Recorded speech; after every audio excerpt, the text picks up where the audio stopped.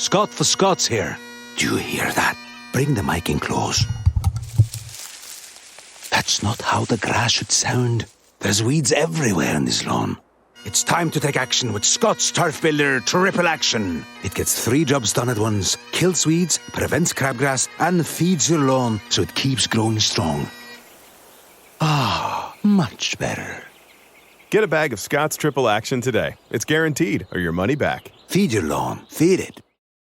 Hey guys, it's Allie. Welcome back to Infertile AF, the podcast. This is episode 214 called Dr. Christina Burns.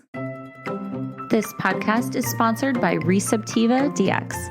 RECEPTIVA DX is a powerful test that has helped thousands of women who have experienced recurrent pregnancy loss or IVF failure.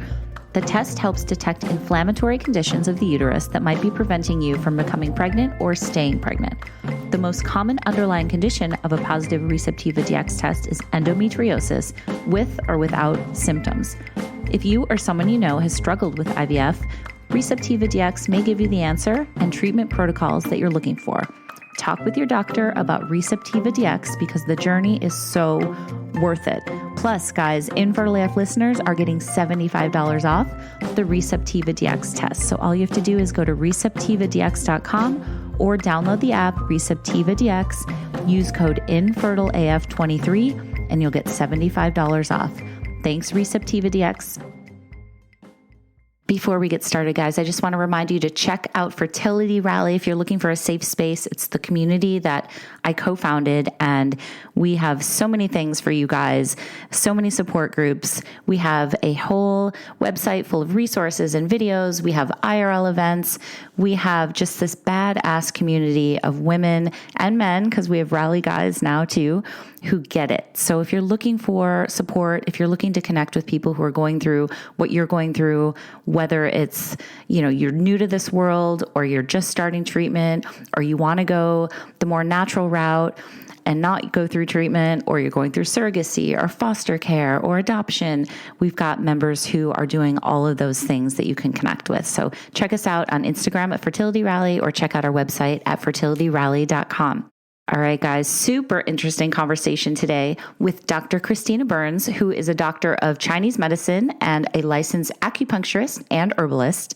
She is the founder of Naturna, which is an integrative fertility clinic in NYC, dedicated to the comprehensive fusion of Eastern medicine and Western science. So interesting. So today we're going to talk about how and why she got into her healing profession, how as a younger woman she was diagnosed with PCOS, and how when it came time to build her family, she chose not to go through IVF or any sort of assisted reproductive technology, even though her OB recommended it. She has 3 kids now, so we're going to hear all about that.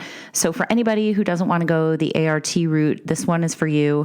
She is also the author of the Ultimate Fertility Guidebook, which just came out and which includes proven tactics to help women tune into their body's natural language and increase their chances of conceiving. So lots of good information. I love all these diverse stories and different ways that people are building their family. So without further ado, this is Christina's infertility story.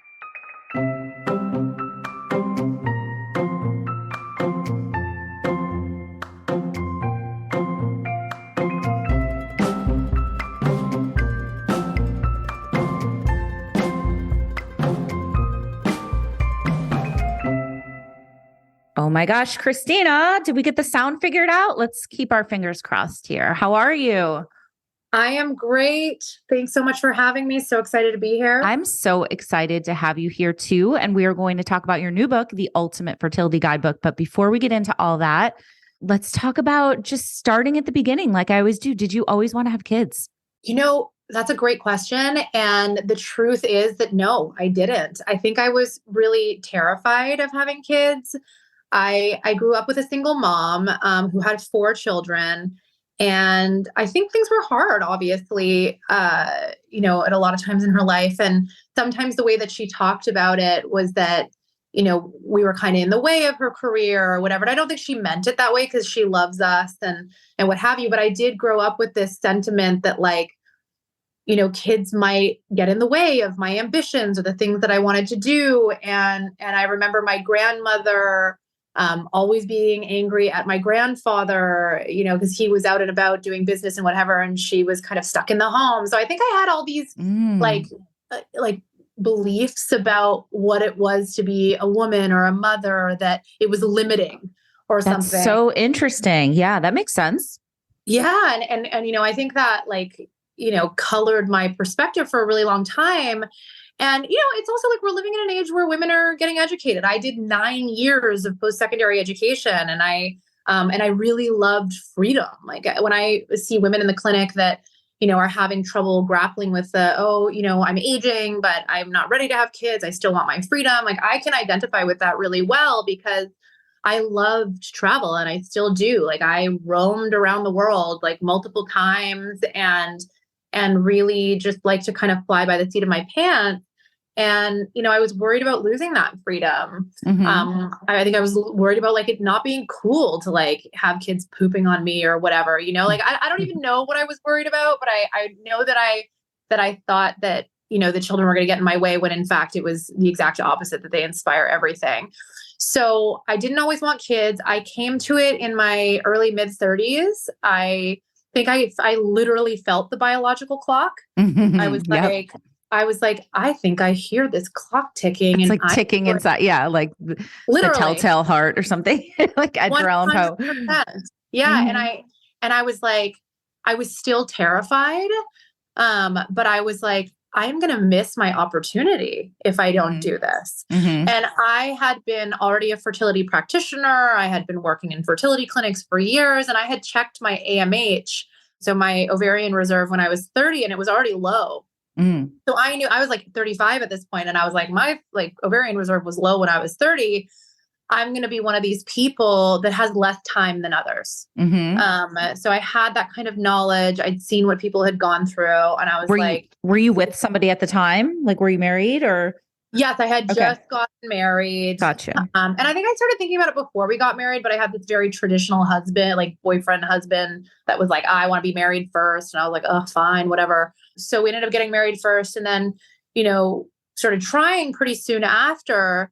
But I was terrified. Like I was like, almost like, oh, maybe I don't want this. Maybe I do. Yeah. Freaking out at the time when it was like time to, do the thing at the time of ovulation.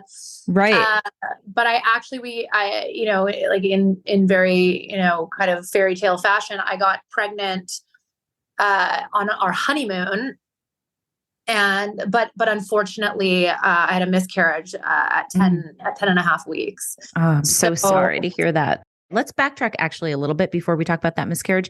You had PCOS or have PCOS. So you had your own hormonal journey growing up. Can we talk about that? Tell me, when was that diagnosed and how did it affect everything in terms of, moods and weight and periods and all that stuff? Oh, totally. So, oh my God, my hormonal journey. And it's still ongoing, and I manage it because now I'm getting into this perimenopausal era. But oh my God, you and me both. We need to talk about that over like a cocktail or something. Oh my God. I have so many questions. No, like a woman's hormonal journey is action packed. And it's one of the reasons why I love specializing in this area. Like I'm never bored.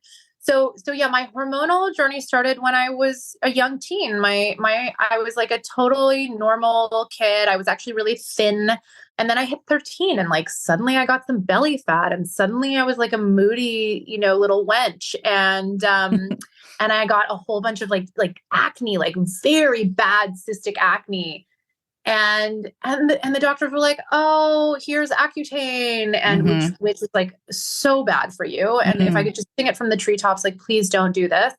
And, there's Accutane, and there's birth control pills to try to regulate things. And, like all the things that I, have learned now to treat. Instead of using those, I treat them with holistic methods. But that was, that's like the first line. That's what people are given. So I had the acne, the mood, the weight gain, the whatever when my hormones hit. And then in my early mid 20s, when I was going off to do my residency in China for my doctorate in Eastern medicine, my period just stopped. Like it just stopped completely. And I'd actually had like regular periods before that, but I'd had a lot of symptoms of polycystic ovarian syndrome, like abnormal hair growth and the mood issues and the severe acne and belly fat. Like I was a super athletic Kids. So as long as I was, in volleyball season or something, I was like thinner and was functioning fine. Mm-hmm. And then if it was like a down season, I would gain weight really easily because I ate junk. Like nobody ever taught me how to eat. So I was Right. eating, Was like, it diagnosed as PCOS at that point or no? No, it was not. It was not. Yeah, That's okay. the interesting thing about PCOS is like it's a spectrum disorder. So you can have some symptoms, Right. like very few or a lot, and they come and go. I even had cysts on my ovaries as a teen, and they still didn't diagnose it because my periods were regular at that time. But I end up diagnosing PCOS a lot in people because it fluctuates, but you see some of the common threads. So and one of them that people know a lot less about, and this will be my next book, is the mood. Mood and like anxiety and depression in women with PCOS is like a very prominent part of it that isn't really given a lot of attention. Interesting. So, yeah, it is. It is really interesting. So, and insulin resistance, which is part of the picture, but is highly underdiagnosed also. So in my mid-20s, when I went to China, I was under a lot of stress. I had tried to sell all my belongings. So I didn't know when I was going to come back, and was finishing, the grad school, moving to another country. And so when I arrived in China, my period just stopped, and like 6 months went by, and this has never happened. And there was no period. And then I was actually doing some work in villages in India, and seeing patients there and treating them with acupuncture. And a woman I met was going to see the village gynecologist, and I was like, I'll go see this, village gynecologist for 2 rupees. And he did a transvaginal ultrasound, and he saw the polycystic ovaries, like they were just covered in cysts. And he was like, "You have polycystic ovarian syndrome, and you are going to have a really hard time getting pregnant." And I just remember crying. Yeah, I just remember crying and being really distressed. But then it all became so obvious. I was like, the acne, the weight gain, the mood stuff, the weird hair growth, like a hair on my chin or something like that. This was all very characteristic of polycystic ovarian syndrome. And I'm like, why didn't anybody tell me this? Like, this is me, it sits on my ovaries. I'm like, this is so obvious. Why didn't any gynecologist, family doctor, anybody, say that this is what I had, so that I had some direction of what to do with my lifestyle? Exactly. It's so frustrating. It's super frustrating. But it boils down to certain things, like, doctors don't want to make a diagnosis unless there's, very clear evidence to support it. So spectrum disorders often get kind of brushed to the side until you really match up to all the symptoms, which is very few of the cases. And, also doctors don't have a ton of time to spend with you to really go over everything to be able to kind of really shed a light on a finding like this. So anyway, the village doctor diagnosed me, made so much sense. And I ended up going to this ashram, and I quit gluten because I'd been eating a lot of gluten over there, like noodles, dumplings, whatever. I quit gluten. I ate vegetarian for a little while. I started chewing my food. The on the wall of the ashram, there was this sign. There were silent meals, and they were like, chew your food 100 times, chew each bite 100 times. Oh, wow. So I chewed my food. I quit the gluten. So I wasn't eating refined carbs. I was doing a lot of yoga and meditating, and my period came back a little bit. It wasn't until I started taking herbs when I got back to Canada, where I'm from, that it started to regulate completely. But yeah, that was the beginnings of sort of, having a bit more light shed on things, so that I had more protection. Exactly. I wanted to ask about the Accutane that you mentioned earlier, because I know a lot of people have taken that, growing up. Why can you I'm sure we could delve into a whole podcast episode just about that, but why in general, or broad strokes, is that so bad to take hormonally? Oh yeah, it's so horrible for your liver. It can cause liver damage. It also is associated with high rates of very severe depression and anxiety. It's a causative factor. People have committed suicide. There's a lot of lawsuits against this drug and this company. Mm-hmm. And I'm actually shocked that it's still prescribed in this day and age. Yeah. But yeah, so really hard on the liver, completely destroys your digestive system. Like I have had to do so much work to be able to regulate my bowels and to get everything back to normal. It's been a crazy journey. And the evil thing about Accutane is that a lot of the symptoms come later. Like it could be like 7 years later. And that's why it's hard for, that drug or that company to be held accountable. Another thing that it does in terms of male fertility is it like causes impotence. Interesting. Okay. So they're probably not going to be advertising on this podcast anytime soon. No, I don't think so. No, but it's interesting. I've never heard like the facts and figures about that before, but I've heard like rumblings. So thank you for sharing that. Were you studying holistic and Eastern medicine at this point that we're talking about right now? Oh, definitely. So I started studying, that was like my mid-20s. Gotcha. And that I went off to China, and I had been studying holistic medicine since I was 19. Okay. So I was years into it at that point, but I didn't yet have a specialization in hormones. I had let's say a special interest in hormones and mental and emotional health. But my own journey, like when the hormones went crazy, was when I was like, oh, I'm going to figure this out. I'm going to master this, and then I'm going to help other people. Interesting. Okay. So tell me a little bit more about that path. Like, I know you started kind of regulating your cycle and, healing yourself. Was that kind of the jump off point for you with that? It definitely was, because it was very clear the role that lifestyle and like my diet, my amount of exercise or type of exercise, my stress levels, it was very clear like that there was a strong effect. So, with PCOS, you have sensitive ovaries, basically. Like they'll shut down very easily on you. Like if you eat too much garbage, they shut down. If you're too stressed, they shut down. If you're exposed to a lot of toxins, they shut down. So I noticed that, if I was under a lot of stress, if I would just meditate more, my cycle would be more regular. I would notice that if I, cut out the gluten and would eat like more protein and veg, or even just like a plant-based diet that was, more complex carbohydrates, that I would more easily be able to manage my weight. Like when I moved to Asia, I actually went on a trip to Asia when I was like 19, and I gained a bunch of weight. First, I was in Australia. I gained a bunch of weight there because I was eating a lot of chips and burgers, so much weight. My acne was terrible. And then I hopped over to Southeast Asia, to Thailand. And I decided when I got off the plane that I would be a vegetarian while I was in Asia. And I lost so much weight very fast. The acne also got better. So it was just like, it was very clear to me the changes that lifestyle could make and that holistic methods could make.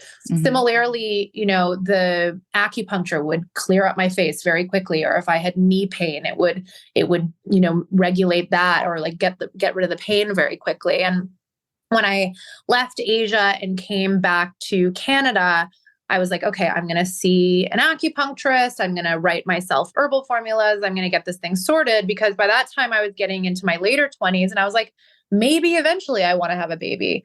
Regardless, I want to know that I have a monthly cycle, and I want to know that the feminine hormones are there.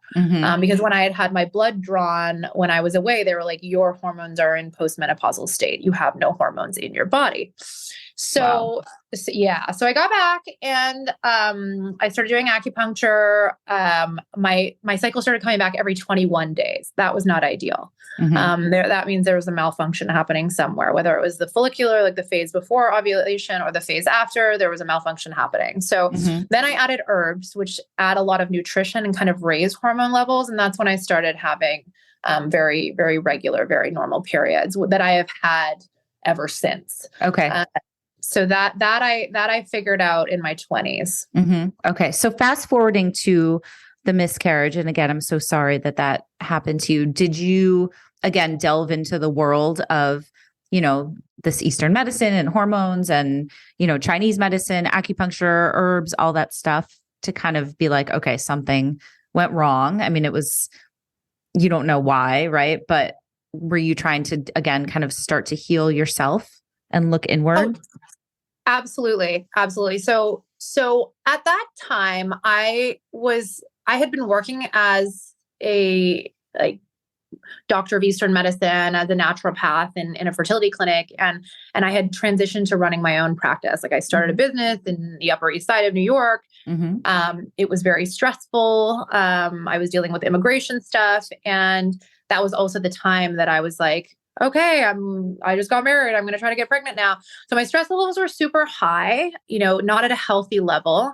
And I was actually surprised I got pregnant so quickly. The pregnancy started out like many pregnancies. It actually, like everybody, like the doctors thought it was very normal because I was feeling very terrible. I had very bad nausea and it was just seeming like, my HCG and everything was pretty high. And so it was surprising when there was no heartbeat found at that sort of 10.5-week mark. I had a DNC because I wanted to know the source of the miscarriage. Like I wanted to know if there was a chromosomal abnormality or whether it was, more my uterine environment or in my immune system or whatever. And since I already specialized in fertility, I knew what to ask for.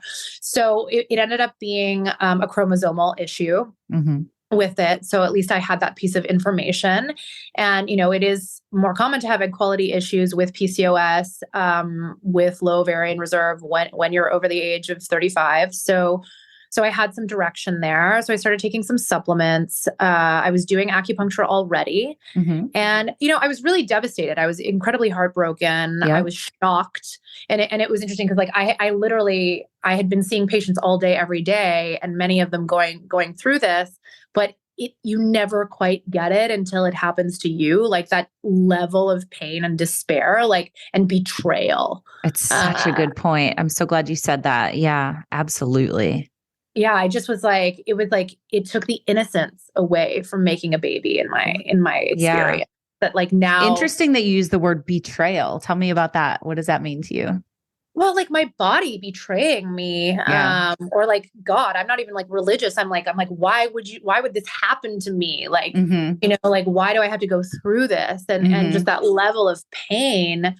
But you know what? I felt like it united me with other women. Like I felt like a deeper connection to women, and like, we are badass. We are warriors. Like we go through so much shit and we just keep getting back up, And so that experience, that pain, I feel like deepened my connection and my desire to persevere in this field. Yes. And it probably gives you another level of empathy too for your patients and the people that you were treating and seeing. Cause you're like, oh, I get it even more on a deeper level now.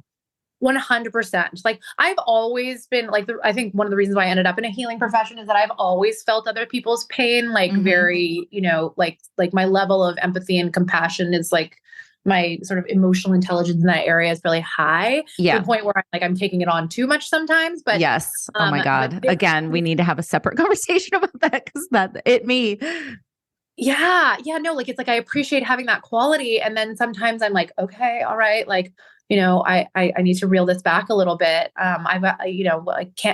We can't take on the pain of all the world. Right. But we can certainly be there and help, others go through it. This episode is brought to you by Hers. Spring cleaning and organizing your space isn't the only way to get a fresh start this season. This spring, take care of your mental health at forhers.com. At forhers.com, you can get access to real medical providers who can prescribe trusted anxiety and depression medication if it's right for you. The process is 100% online, including unlimited check-ins, provider messaging, and support all along the way. Plus, to make things even simpler, you can get your first month of treatment for just $25 if prescribed. To get started, go to forhers.com/spring. That's forhers.com/spring.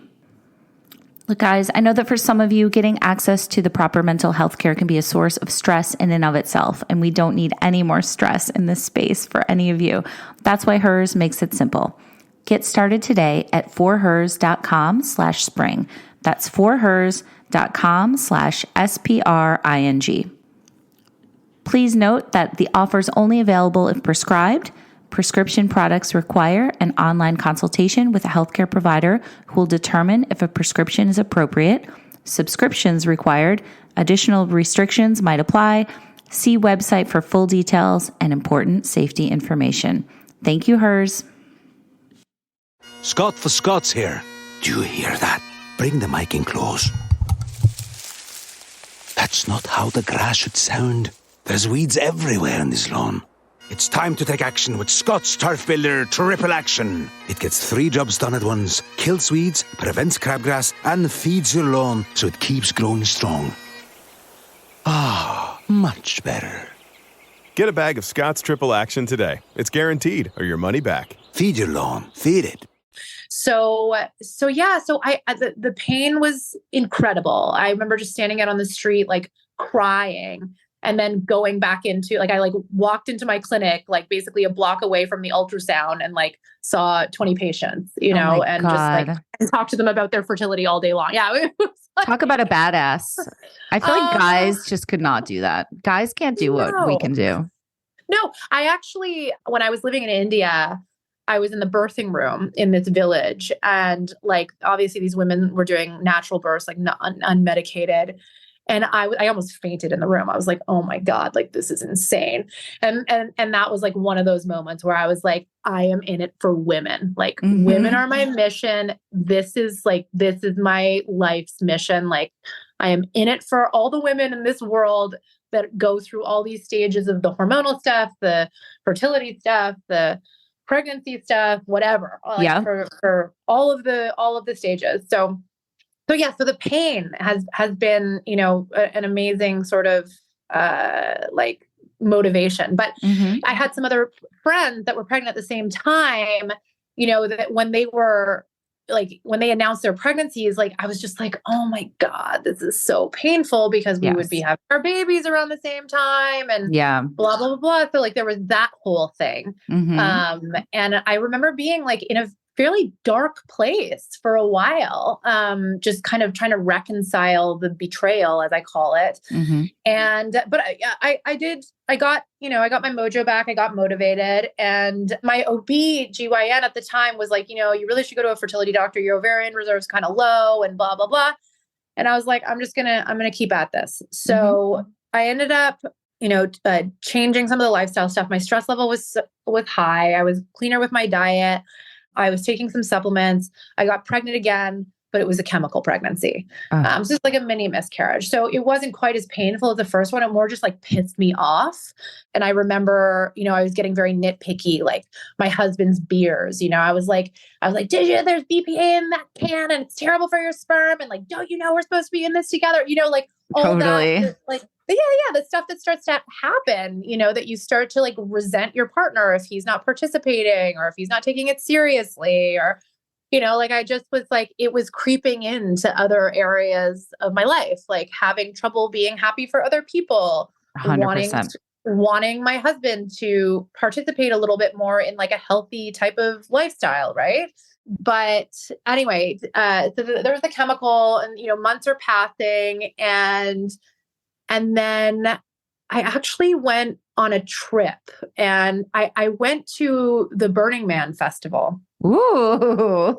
Yes, I know. And you would hear that and be like, oh, you must like, you know, certain types of libations. And actually I was like totally sober at this thing. I was much more interested in going to Burning Man to see the art. Like I had seen an aerial view of it, and I was like, this is an amazing human experience. Like I need to go in person. So I went there, and you're in the sun. At the time there was no Wi-Fi. So you had to unplug. And so for the first time in years of running a business and doing what I do and living in New York, I finally just turned my phone off for 5 days. I had also started taking herbs, and herbs in Chinese medicine are the thing that treats like more complicated cases of infertility, and they like just nourish at a very deep level and can like kind of work on the DNA, like deep cellular stuff. So I started taking those. I went on this little adventure where I unplugged, and then the week that I got back from there, I was ovulating. And I conceived, and that ended up being my daughter. Wow. Okay. So let's unpack that a little bit more on like a specific level. So tell me, first of all, How does acupuncture work, like when it comes to fertility? Acupuncture works on so many levels when it comes to fertility. It will increase the circulation in the ovaries and the uterus. So, if you have sort of underperforming reproductive organs, it can help to rejuvenate them. So it brings lots of circulation to the ovaries. It brings a lot of circulation to the uterus. Like, it can be used in cases where the uterine lining is very thin, for example, where the period is irregular, where, there is just basically like if you're a poor responder with IVF, like you don't produce a lot of eggs or there's issues with quality. So it can work on a lot of levels, like specifically with the reproductive system. It also does more broad things physiologically that help fertility. So a lot of the time when we're focusing on fertility, we're only being like, okay, what are the ovaries doing? But sometimes the ovaries or the uterus are not doing what we want them to do because your insulin levels are too high. So acupuncture can bring down insulin levels. Sometimes the reproductive system is sleepy or malfunctioning because your stress levels are too high. Sometimes, and then acupuncture can bring down cortisol levels and adrenaline and regulate your nervous system. Sometimes you have toxic buildup. And that is creating an egg quality issue or a fertility issue. And so the acupuncture helps detoxify your body, like actually assist your organs of elimination and functioning better. So it really, it's kind of a magical form of medicine because it can do so many things. And you can see it, like they can measure on a CAT scan, for example, like what it's doing in your nervous system. Like you can see changes in your brain if you're watching the scan when somebody is having acupuncture. There was a study that showed that acupuncture opens the uterine artery and like floods the reproductive system with fresh oxygenated blood. So there's a lot that we can measure physiologically. And one of the benefits of it is that it's a highly customized treatment. So we can customize it to exactly what is going on with you. The downside to that is that it makes it so that it's harder to get randomized controlled placebo trials, like the gold standard of kind of research studies that doctors like to see, because generally you're taking one thing and standardizing it to a whole group of people, whereas acupuncture works better when it's customized to you. So it's both a blessing and a drawback when it comes to, getting it to be more highly regarded as an evidence-based medicine. Okay. Interesting. So do you think that somebody who okay, sorry, before we get into that, can we talk a little bit more about your journey? So you got pregnant with your daughter. And how did you feel like after losses? We talk a lot about how there's anxiety when you get pregnant after loss. You're used to getting kind of bad news, or you have the trauma from what happened before. How was it for you? Well, so with my other pregnancy, where I had gotten to the 10 weeks or so, I recall very distinctly that I felt terrible, terrible, terrible. And then for a week, I felt fine. And I was like, why do I feel better? This is amazing. Like what? And then I felt fine because I miscarried. And so in this pregnancy, the viable one, first of all, I didn't believe it because I had a bit of spotting right when I was, when I was like, I thought my period was coming. And so I was like, didn't work again. Like, and so there was, this kind of, reaction that I was like starting to lose belief kind of thing. And then once I was pregnant, confirmed, I was just on edge because I was like every day that like, if my boobs didn't hurt or if I didn't feel nauseous, I was like, oh my God, did I lose it? Totally. And you start symptom spotting and like, yeah. Like I felt like it was like PTSD. Like I like Totally. couldn't actually enjoy it.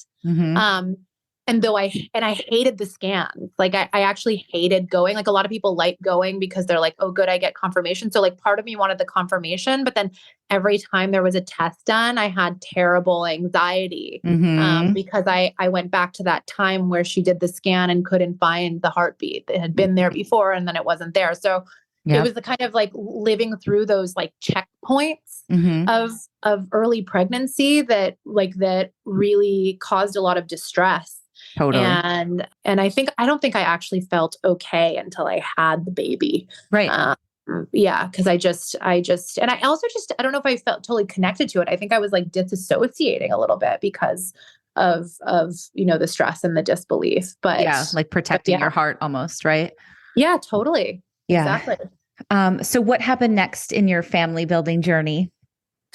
So, well, I had Madison, my sweet daughter, and I, did the whole postpartum period, and I actually worked a lot. I went back to work really fast, and I breastfed her for a long time, and then I actually conceived the second pregnancy at age 37, so not very long after I had her, about 11 months, and I conceived that very easily, very quickly. And it was kind of an uneventful pregnancy. I felt sick again.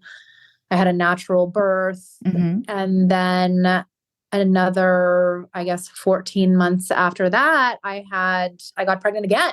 And so it was sort of like, I see this a lot with cases of PCOS, that after you teach your body the first time how to do it, it ends up being a lot easier thereafter. And so that ended up being true for me, even though I was 39 by the time I had my third. I didn't have any issues. I dealt with postpartum depression in between, and I ended up developing some formulas and strategies for that were pretty effective. So that by the time I had my third, I didn't have to grapple with it as much. And so, yeah, I found pregnancy hard. I actually found delivery to be an amazingly empowering experience, and I've just really enjoyed being with my children. They've inspired so much. I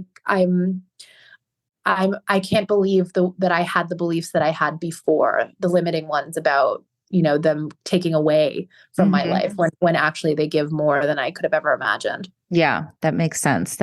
So just to clarify, so you never had like assisted reproductive technology. You were doing mostly like this Eastern medicine, right? Yeah. I never did the assisted reproductive technology, never did any IVF. It was recommended to me by my GYN, because she was concerned about my age and my ovarian reserve and the complications with PCOS. But I just didn't do it. I had natural births. Yep.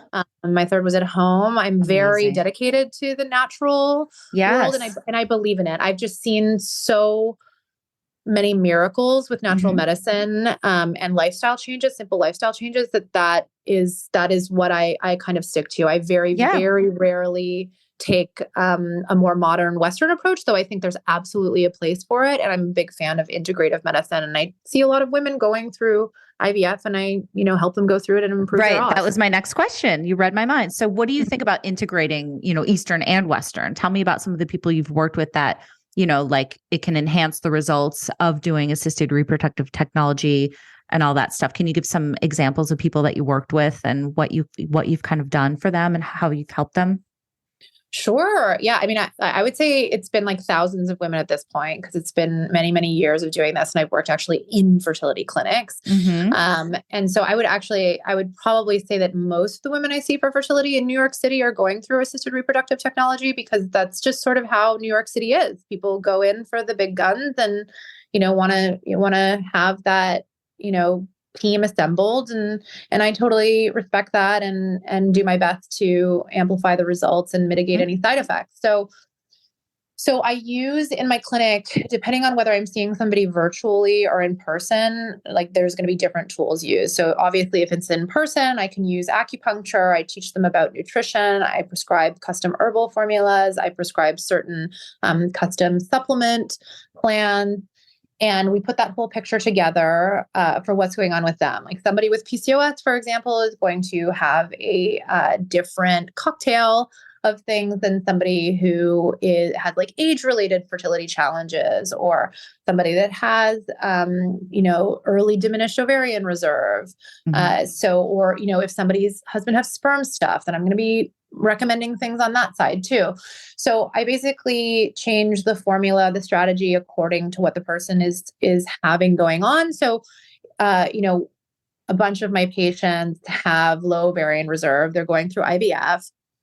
They don't respond to the IVF medications that well, in terms of like the point of IVF is like to collect more eggs kind of thing and have more chance of finding a normal one. And so with those patients, I generally do herbs, like it's kind of, I hate this term, but sort of like an anti-aging herbal blend. It has things in it like goji berries and that have been shown to help the egg quality. And so there's kind of a blend that I put together. I'll usually prescribe a few supplements that have been shown in research to help egg quality.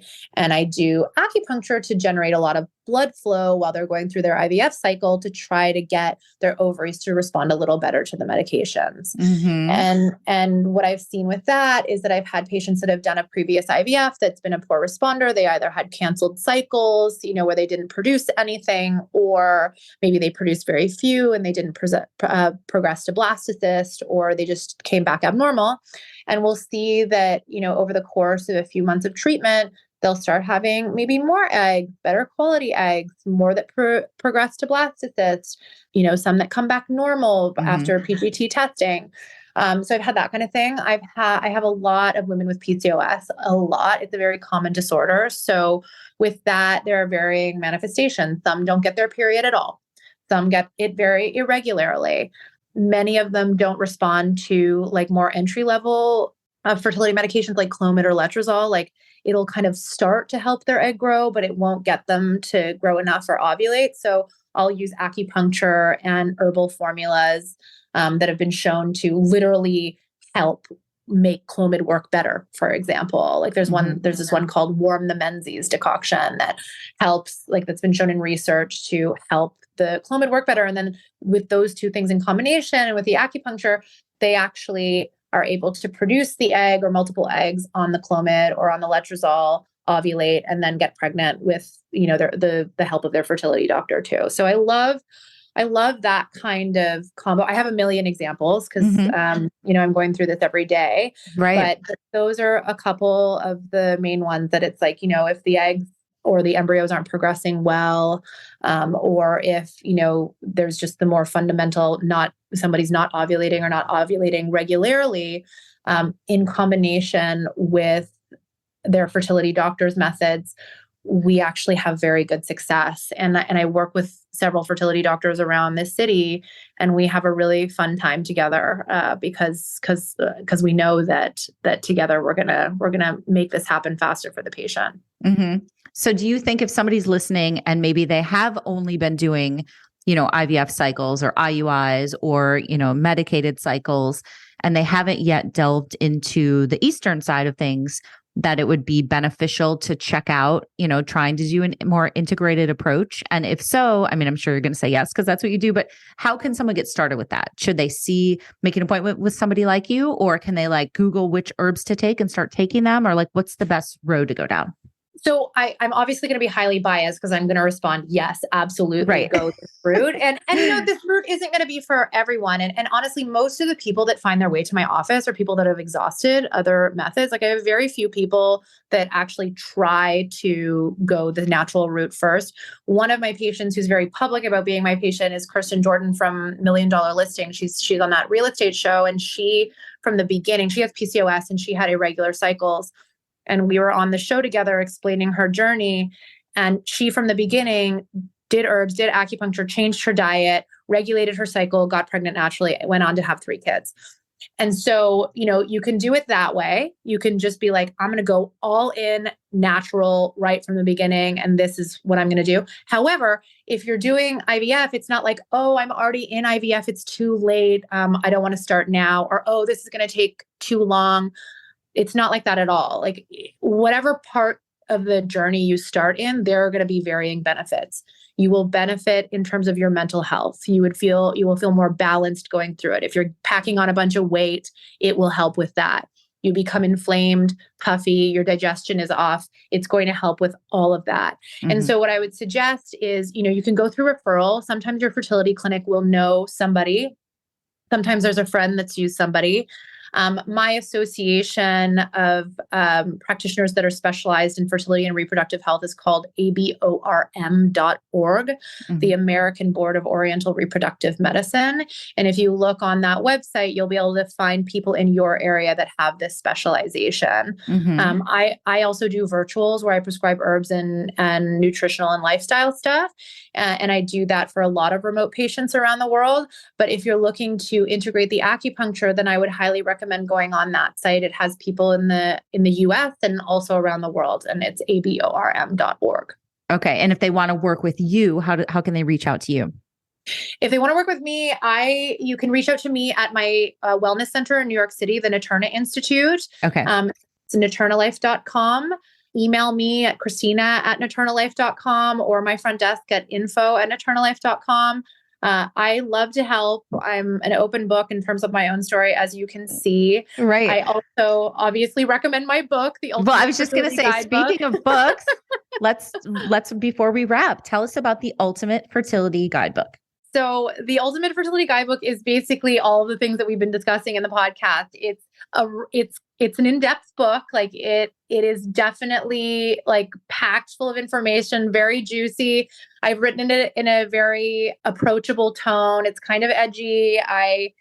I'm not going to tell you that it sounds very clinical, although it does pack in all of that clinical, anatomical, physiological stuff.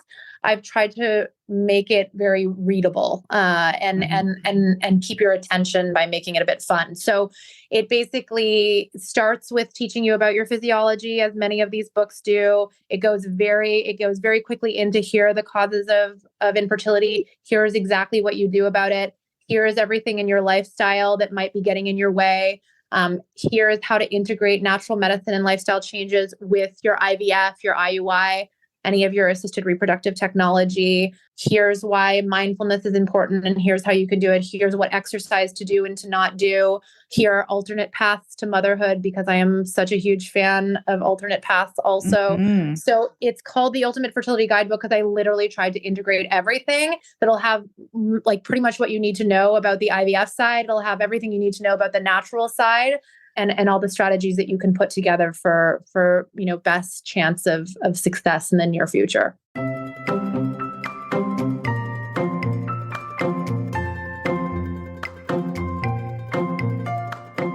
All right, guys. Thank you so much to Christina for that really interesting conversation. Definitely check out her book, guys. It is called The Ultimate Fertility Guidebook. It just hit the stands and it is out now. And you can also check out her clinic, which is naternalife.com. It's in NYC and they have a website. So go check them out if you want some more info. Thank you guys, as always, for listening. Make sure to check out Fertility Rally. You can also follow me on Instagram at Infertile Stories. And if you have 2 seconds to rate and review this podcast, it really helps get it noticed and spread the word and helps with the algorithm and all that stuff. So thank you guys very much. I'll talk to you next time.